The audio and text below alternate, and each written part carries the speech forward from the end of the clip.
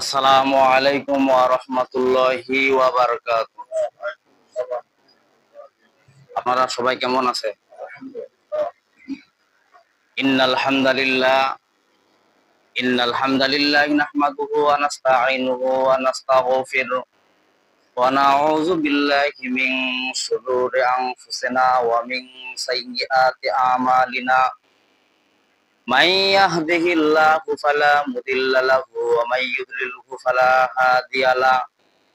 ونشهد أن لا إله إلا الله وحده لا شريك له ونشهد أن محمدا عبده ورسوله الذي أرسله بالحق بشيرا ونذيرا وداعيا إلى الله بإذنه وسراجا منيرا. أما بعد فقد قال الله تعالى في كلامه المجيد والفرقانه الحميد. قرن فأعوذ بالله من الشيطان الرجيم.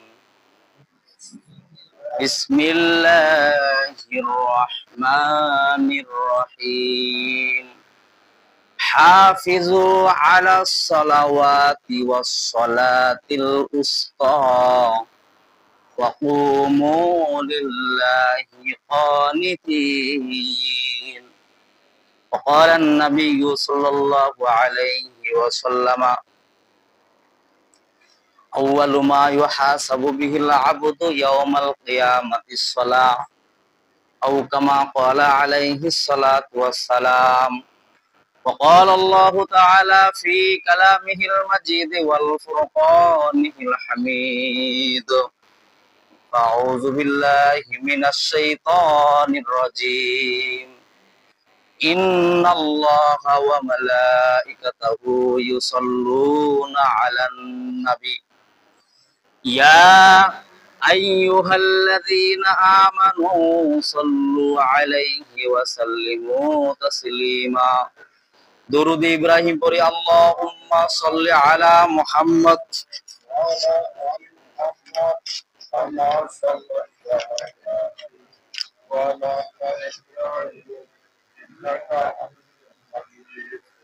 আল্লাহুম্মা বারিক আলা মুহাম্মদ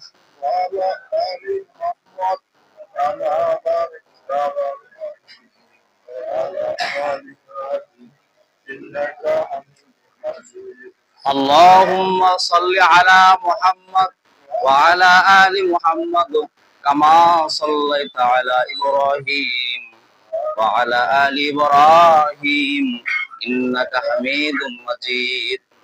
اللهم بارك على محمد وعلى آل محمد كما باركت وعلى آل إنك بلغ الأولى بكماله كشفت تجا بجماله حسنت جميع خصاله صلوا عليه وعليه محبت সাথে بلغ الأولى بكماله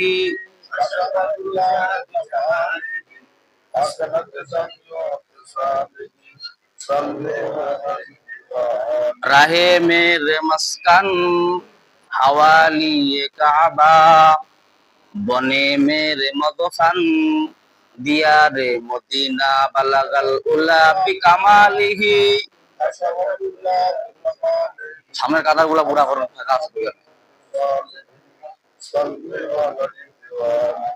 ইমানের পথে অবিচল থেকে আমার মরণ যেন হয়, বলেন আমিন। ইমানের পথে অবিচল থেকে আমার মরণ যেন হয়, তোমারই কাছে মিনতি আমার, তোমারই কাছে মিনতি আমার, ওগো মহিম দয়াময়। কোরআনের পথে অবিচল থেকে আমার মরণ যেন হয়, ইসলামের পথে অবিচল থেকে আমার মরণ যেন হয়।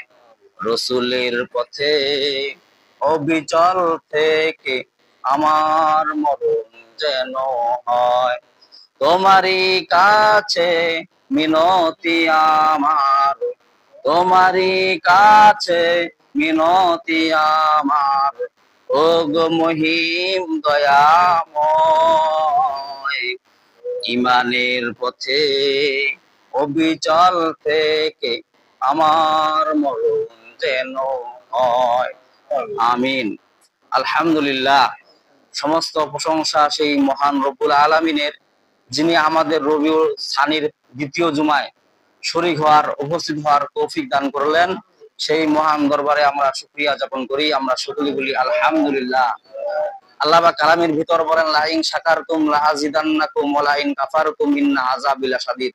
যে বান্দা আমার নিয়ামত পায়, নিয়ামতের শুকরিয়া আদায় করে, তার নিয়ামতকে আমি আল্লাহ পাক বাড়ায়া দিই। এই বাক্যটা প্রত্যেক জুমায় বলা হয়। কেন বলা হয় বলেন দেখি? কারণ আল্লাহ তাআলা বলেন যে কেবলমাত্র যখন কেউ শুরু করে, সেজন্য আমার প্রশংসা নিয়েই যেন শুরু করে। বলেন না সুবহানাল্লাহ। কে বিরক্ত বললো, কে কি মনে করলো, ওটা দেখার বিষয় না। দেখার বিষয় কি? লিল্লাহি রাব্বিল আলামিন, রব্বিল আলামিনের জন্য শুকরিয়া আদায় করতে হবে, ঠিক না? আর কেবলমাত্র সমস্ত প্রশংসা বারবার করে স্মরণ করা হচ্ছে যে কেবলমাত্র আল্লাহ তাআলার প্রশংসা করে। তারপরও মানুষ বাইরে যায় আকার প্রশংসা করে, মানুষের প্রশংসা করে, মানুষের আনুগত্য করে, টাকার যারা বাহাদুরি তার টাকার প্রশংসা করে, যারা ধন দৌলত ওরা ওদের প্রশংসা করে। কিন্তু আল্লাহ বলেন যে না, আমি তো সবকিছু দিতে পারি, আর কারে নিতে পারি, ঠিক না? বল, সকালে দিতে পারি, বিকালে ফোট করে দিতে পারি। এটা কার? এটা পাওয়ার আছে কার বলেন দেখি? আল্লাহ তাআলার পাওয়ার আছে। আল্লাহুম্মা সাল্লি সালাতান কামিলান ওয়া সাল্লি সালামান আলা মুহাম্মাদ। সকলে আওয়াজ করে বলি সাল্লাল্লাহু আলাইহি ওয়াসাল্লাম। এটা রবিউল সানির দ্বিতীয় জুমা। রবিউল আউয়াল গত হয়ে গেল, রবিউল সানি প্রথম জুমা গত হয়ে গেছে, রবিউল সানির দ্বিতীয় জুমা আজকে আলোচনা। আজকে জুমার আলোচনা তাৎপর্য হলো নামাজের প্রতি গুরুত্ব। কিসের গুরুত্ব? নামাজের প্রতি গুরুত্ব। আসলে আমরা যে নামাজ পড়ি কি করি না, এই যে গুরুত্ব কতটুকু দেওয়ার দরকার। আম্মা জান আয়েশা রাদিয়াল্লাহু তাআলা আনহা থেকে বর্ণনা, তিনি বলেন, যখন নাকি নামাজের সময় হয়ে যেত, বিশ্বনবী যে আমাকে চিনতেন না, আমি আয়েশা নাকে, বলেন না সুবহানাল্লাহ, যখন নাকি নামাজের রক্ত হয়ে যেত, বিশ্বনবী যে এমন হয়ে যেতেন, তা মলিন হয়ে যাইত, তিনি আমাকে চিনতেন না যে আমি ঘরের স্ত্রী না, কে আমাকে চিনতো না, তিনি মসজিদে গমন করতেন। বলেন না সুবহানাল্লাহ। বিশ্বনবী যে হাদিসের মধ্যে বলছেন, 7 শ্রেণীর ব্যক্তিকে আল্লাহ আরশের ছায়া নিচে জায়গা দিবেন।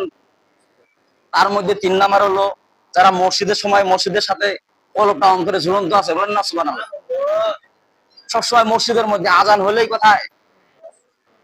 সে বিশ্বনবী যে হাদিসের মধ্যে উল্লেখ করেছেন, বাড়ির পাশে যদি একটা পুকুর থাকে, সেই পুকুরের মধ্যে যদি 5 বার যদি কেউ গোসল করে, শরীরের মধ্যে কোনো ময়লা থাকে নাকি?